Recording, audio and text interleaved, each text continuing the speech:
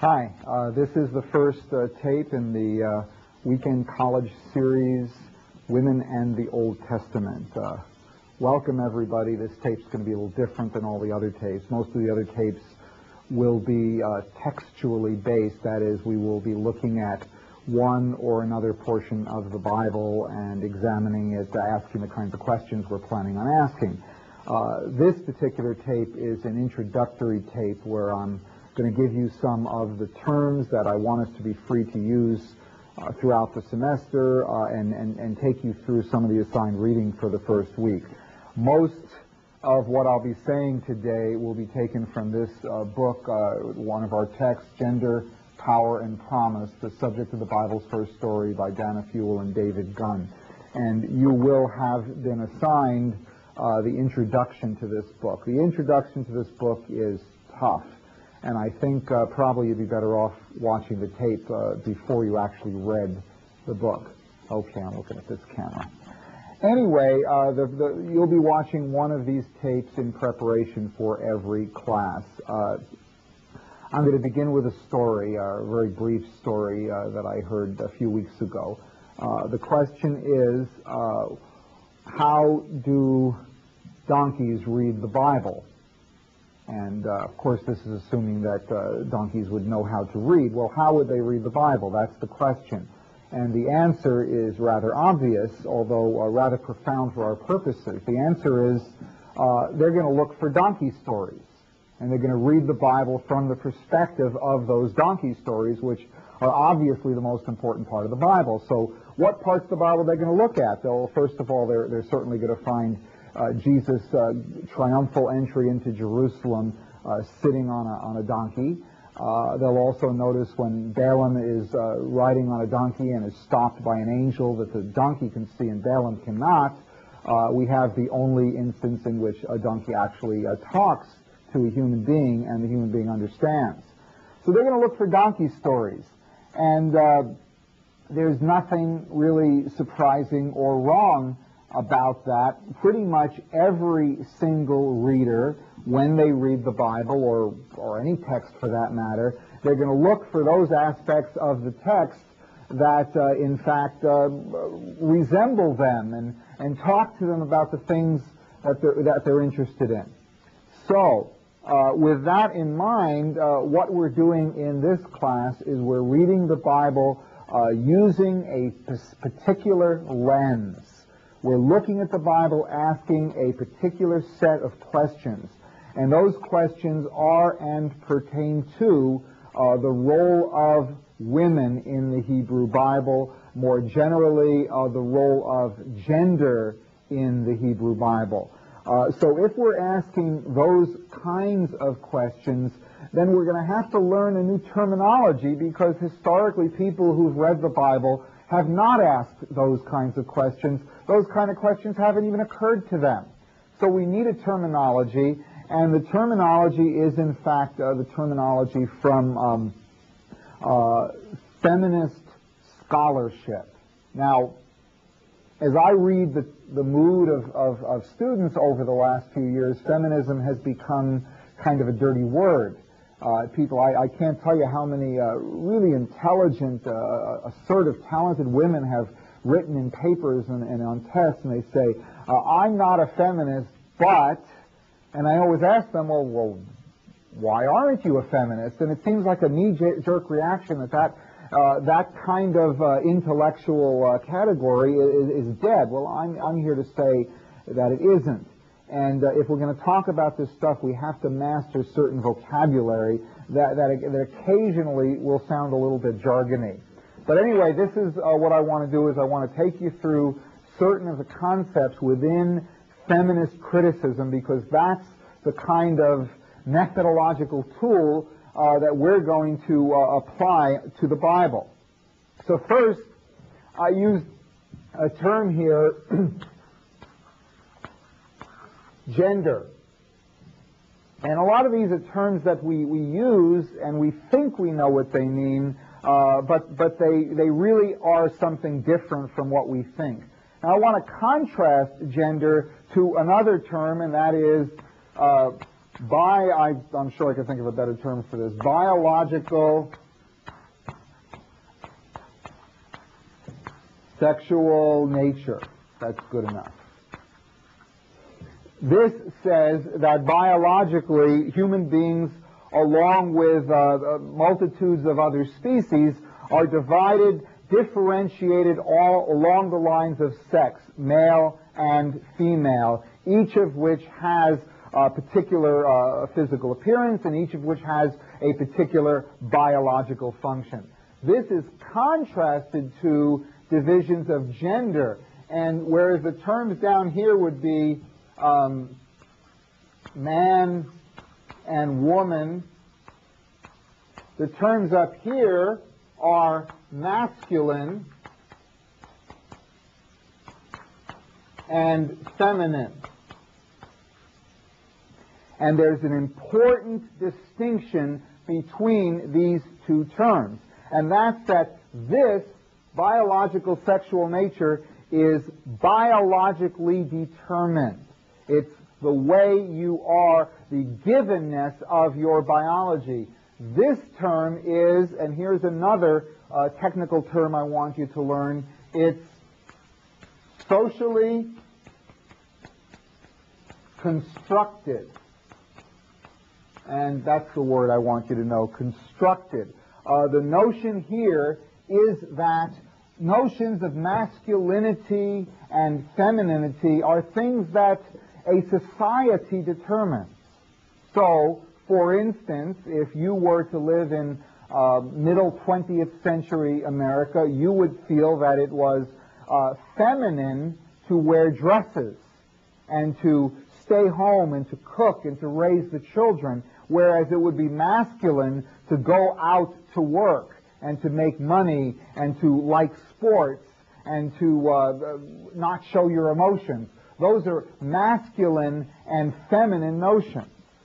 But what feminism did was divide these two ideas so that we no longer think that notions of masculinity and femininity are biologically determined, because they're not.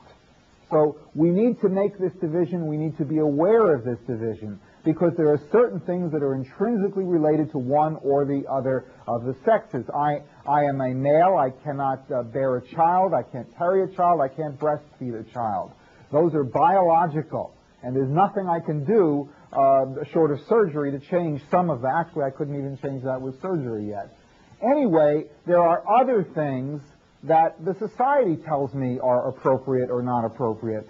And I love old movies, and I marvel when I watch a movie from the 30s or the 40s or the 50s, how differently they construct gender than the way we do.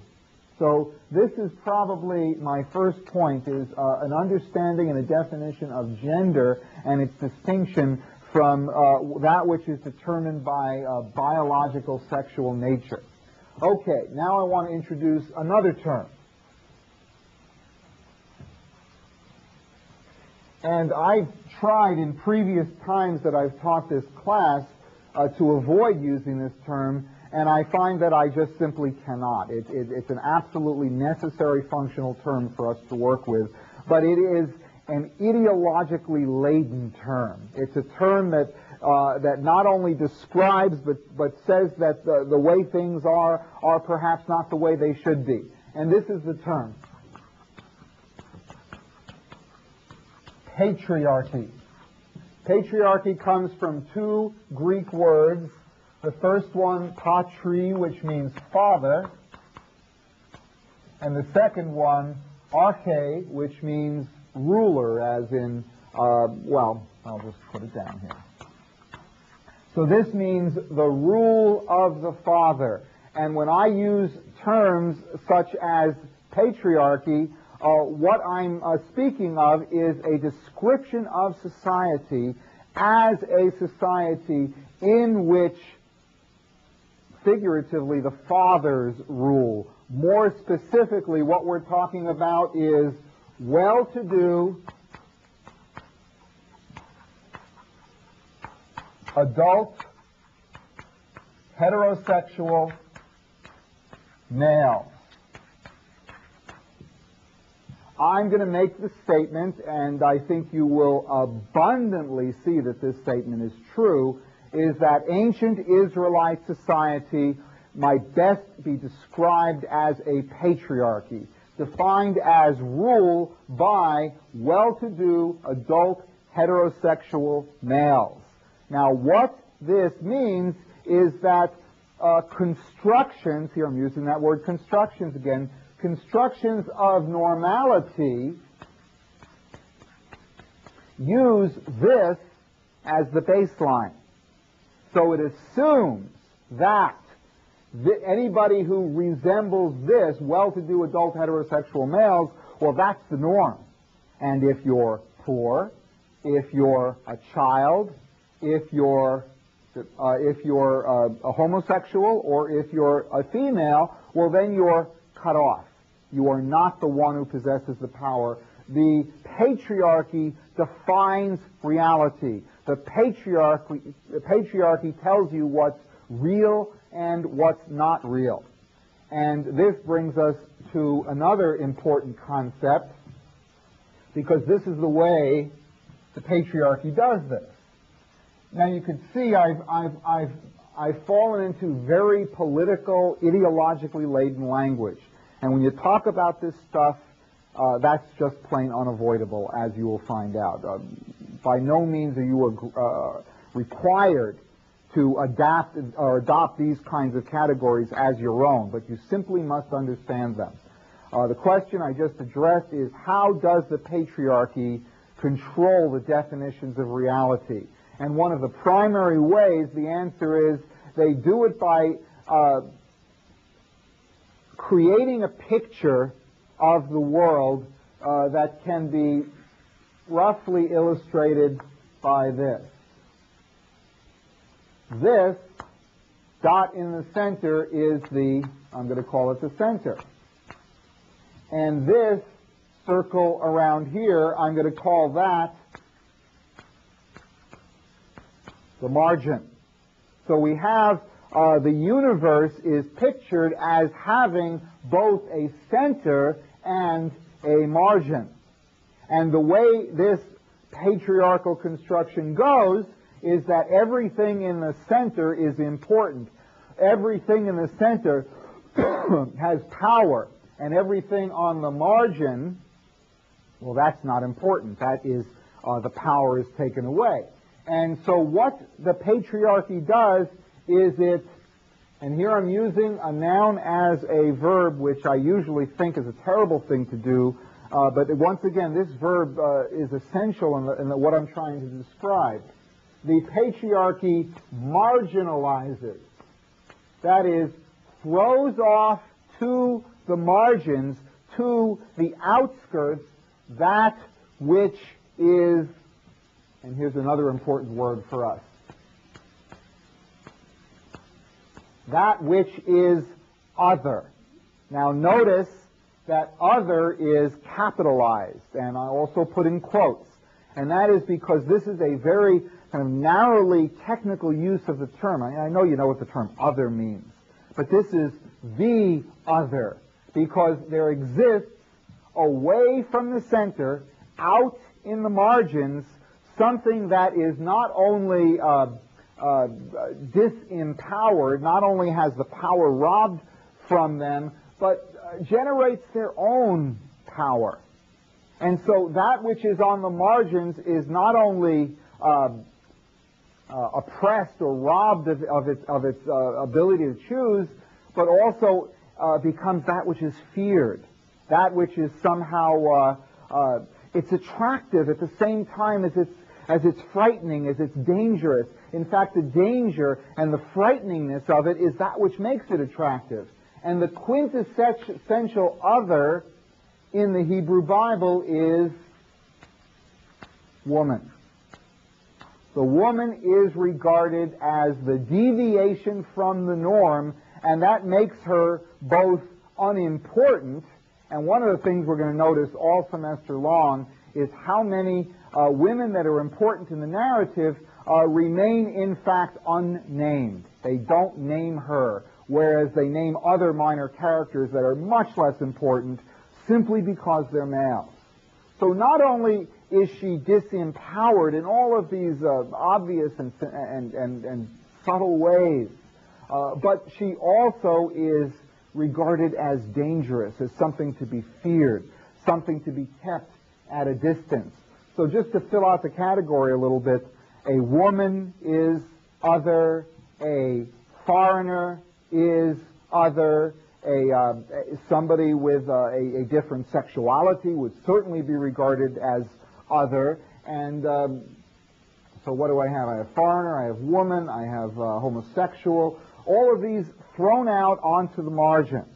Now, what do we do with this? And this brings up my next term.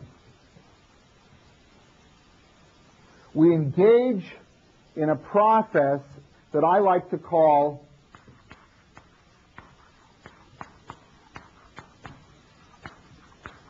counter-reading. You see, the patriarchy, for the most part, there are some very minor exceptions, but the patriarchy is the group that produced the Bible. So if we do not counter-read, all we are going to see when we read the Bible is, in fact, a defense of the patriarchy. So we want to avoid that. We want to, in some way, approach and understand the biblical stories from, in fact, a woman's perspective. So if we didn't counter-read, all we would see when we read the Bible is that women's worth, women's importance is based on their ability to bear children and to raise them. If they don't bear children, or if for some reason they are not able to raise them, well, their worth, their value is negligible. And they are bought and they are sold by their fathers, by their husbands, by their brothers, strictly for the value that they have in the larger society, their value to bear children and to raise them. That's all you're going to see. But if we counter-read, we do a few important things. And this is where my donkey story comes in. Because the first thing we do is we read for the women. Now, I've been reading and studying and teaching the Bible for over 20 years. But until I start reading with this particular goal in mind, there's an amazing abundance of things I will never notice. There are figures that minor characters just kind of pass in and out of the scene without barely entering my consciousness. But what I want us to do this semester is train ourselves, whenever we read a biblical story, to immediately notice the women. Another thing about counter-reading is that we uncover patriarchal structures. If, as I'm claiming, that the Bible is produced by the patriarchy to support, for the most part, patriarchal values, then it's to the advantage of the patriarchy to conceal that. So one of the things that we do is we uncover the patriarchal structures that are, first of all, embedded in the text, and second of all, their presence in the text is concealed. So we read these passages and we ask, how does the patriarchy benefit from the portrait of reality that's given in this passage? We also, I guess we could say, recenter marginalized characters. We will frequently take who is one who is a relatively minor character in the story, and we will refocus the story so that this becomes the major character in the story. And that's surprisingly easy to do. It's almost as if there is also embedded in the Bible the means by which we can begin to notice women who were unmistakably ignored through most of the historical readings of the Hebrew Bible. Okay, so I've introduced you to counter-reading. I have, two more terms I want to introduce, and these will be, to a certain extent, different ways of saying the same thing. The first one, I introduce it because it's certainly used in a lot of the things we're going to be reading this semester, and it kind of captures the idea in a slightly different way. Unfortunately, it's a little confusing because it's using words that are usually used in a different way. And these are the words subject and object. And you've got to think of these in terms of grammar and the subject and the object of a sentence, and then it probably won't be steered wrong. The subject of a sentence is, of course, the actor, the doer, the person who does the action. The object of a sentence is that on which the action is performed. So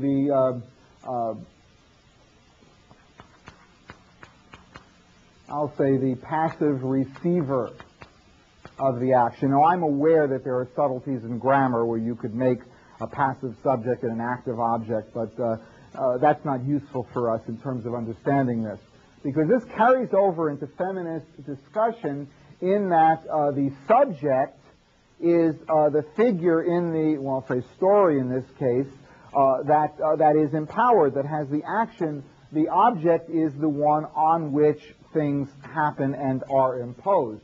So in terms of a feminist analysis of a given work of literature, the Bible or something else, the males would be the subject for the most part, and the females would be the object.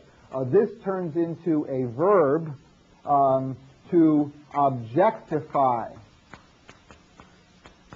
to make into an object or a thing. And we will frequently talk about how a given marginalized group becomes objectified by the group that's at the center, and particularly how women are objectified. That's going to be our focus.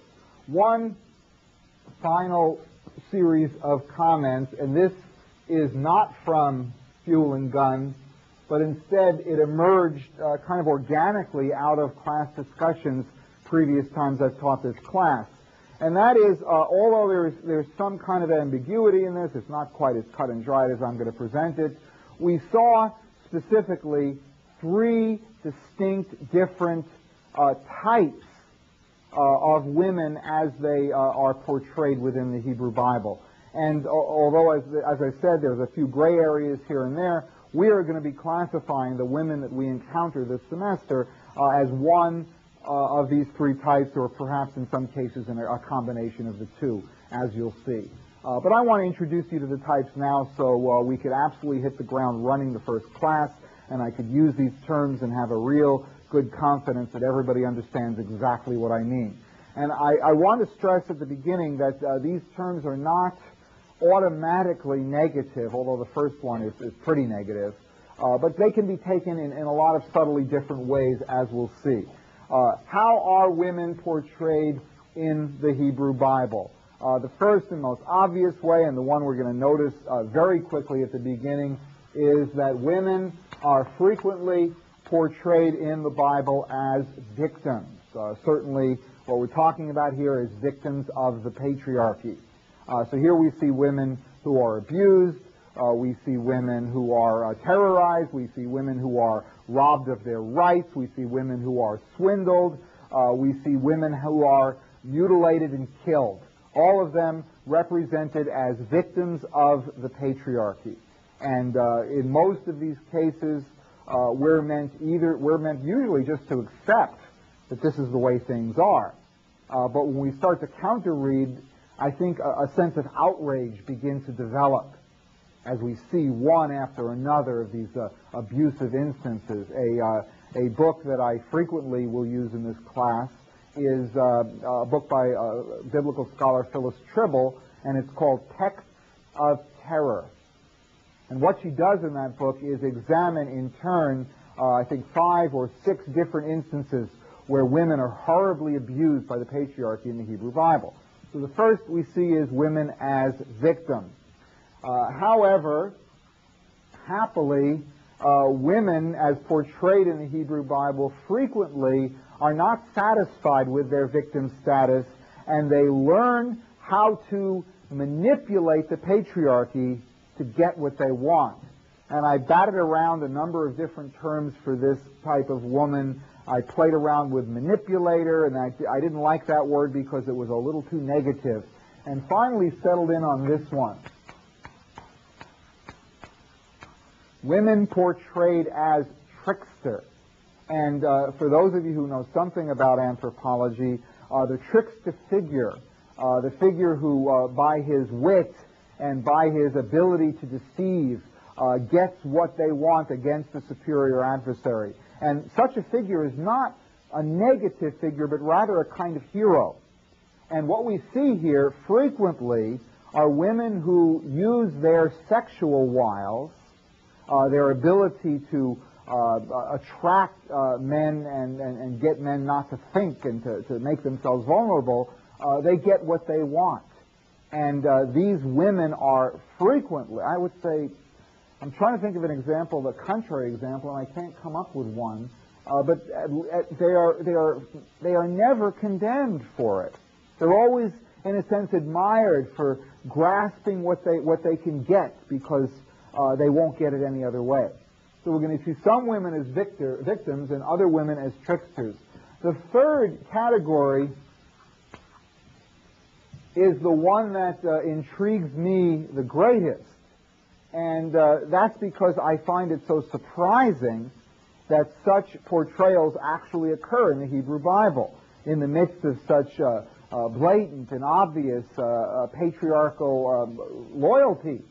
And yet sometimes in the Hebrew Bible, and we will look very closely at these, we see women who can only be described as leaders, not leaders of women, although we will see some very interesting occasions of what I call women's conspiracies, times when entire groups of women band together to get justice against the men, usually without the men even realizing it. The collaboration between Moses' mother and Moses' sister and Pharaoh's daughter and Pharaoh's daughter's servants is a good example of a woman's conspiracy. But sometimes there are women who lead both women and men. Sometimes there are women who, by virtue of their leadership, their authority, their perceived relationship with God, are able to order men around and engage in open verbal and sometimes not so verbal combat with men, and they are frequently portrayed as being the victor in those situations. So these are the 3 large categories in which we will divide our examination of most of the women as they appear in the Hebrew Bible. We will occasionally see a woman who might fit in 2 of the categories, even if the 2 categories seem to conflict with each other, like how could somebody be a victim and a trickster at the same time? And we'll find that it really depends on how you read the story and how you interpret a key verse, a key word here and there. Those are the terms I want you to be conversant with, to have under your belt from the first class, because as I said, we will need to hit the ground running. And the only thing I want to say in conclusion is just think of what we're doing this semester as looking at the Hebrew Bible using a different lens. Now, you could say that it's a different colored lens, or it's a lens where the focus is not quite the same, And maybe the response will be, well, wait a minute, I've been looking at the Bible with a clear white lens that corrects my vision, and why do I want to add a different lens here? And what feminist criticism would say to you is that you only think you have been looking through a clear, undistorted lens, because you or the society in which you come has defined this as the normal way of looking at things. And feminism says that's not a normal way of looking at things, it's simply a male way of looking at things, and now we're going to look at it through a different lens, through a different kind of distortion. And we're going to look for stories that concern these kinds of questions that we do. And if my previous experiences are any indication of it, the journey that we're going to take this semester is both going to be very interesting and fun on the one hand, an exciting experience of discovery. It also tends to be a bit transformative. By that I mean you won't see things quite the way you did before you go to this class. I don't mean that you will necessarily agree with me when you leave the class, but I think you'll be asking different kinds of questions. And after all, that's what higher education is all about. Thank you.